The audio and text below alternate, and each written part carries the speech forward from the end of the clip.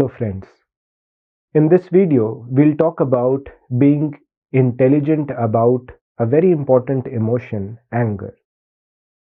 In an earlier video, we had seen emotional intelligence, what is it about? Now we will start to apply some of those ideas to managing specific emotions that we experience. We will start off by looking at a very simple but a powerful statement about emotional intelligence, which is if we want to heal our emotions, we have to heal ourselves as individuals, we have to start healing our thoughts. So we will start to look at what is it that we can do when we experience these emotions and how we can change these emotions for better. Now, when we look at emotions, we can understand emotions on two axes. The first axis is about pleasantness of the emotions, whether the emotion is pleasant or unpleasant. We feel good about it, nice about it, or not. And the second one is whether the emotion makes us act, whether it propels us, encourages us to take certain actions. So it's called as activation. Now, there are four categories, four quadrants that are formed because of these two axes. The first set of emotions, high on activation but unpleasant, is the set of emotions such as anger, fear, envy, disgust. The other set, which is low on activation but not nice, unpleasant, is being depressed, feeling sad, shame, guilt. The third one, which is high on activation but pleasant. So, when we are happy, we experience excitement or pride, we do things, we are again propelled to take actions. And the last one is when you are feel pleasant, but you don't necessarily feel the need to act, which is feeling content, feeling calm and relaxed.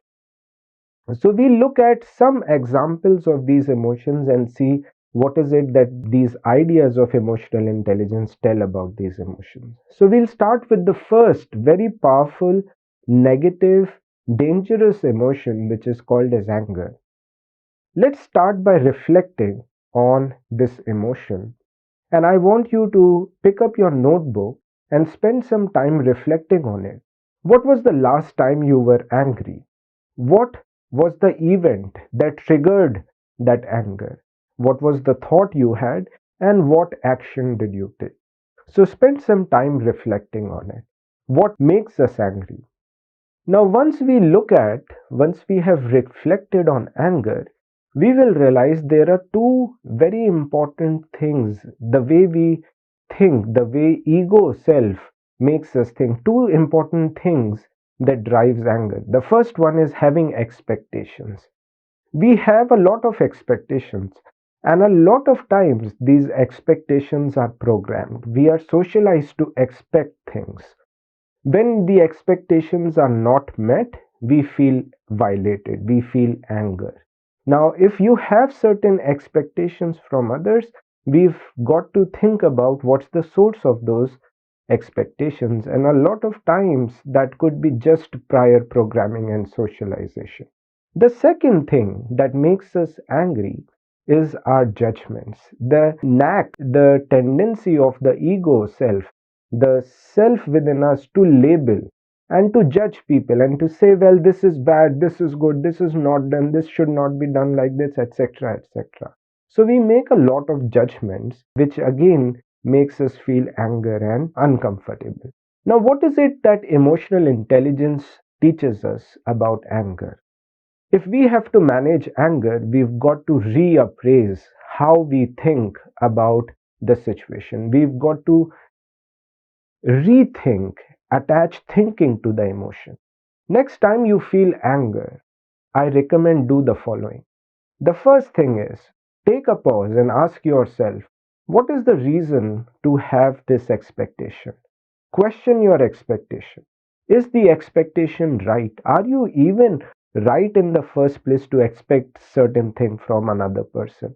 The second thing is, if you have had an expectation, did you tell the other person that you have this expectation? Did the person know that he or she has to do something? The third thing, when we judge people and say that this person did not fulfill the expectation I have, Take a pause and ask yourself, do you even have the right information to judge? A lot of times we look at incomplete information. We may look at missing information and then say, well, see, the person did not meet my expectation. So you've got to be very careful whether you have the right information. If you have the right expectation, you have the complete information, ask yourself, can I still be positive? Can I still give that person a benefit of doubt? Can I think? Can I reflect on my anger and say, okay, that person may have made a genuine error. I will let it go this time. Forgiveness is a very powerful tool. Forgiveness is the only antidote available to anger. If you are angry on somebody, try forgiving them. That is the way we can remove this control, manage anger in our hearts, in what we feel about others. If you have the right expectation, if you have the complete information, if you have also forgiven the person in the past, but still the person commits the error, you have all the right to be angry. You should be angry. But please do not make anger your first response. So, summarizing, next time you are angry, try the following.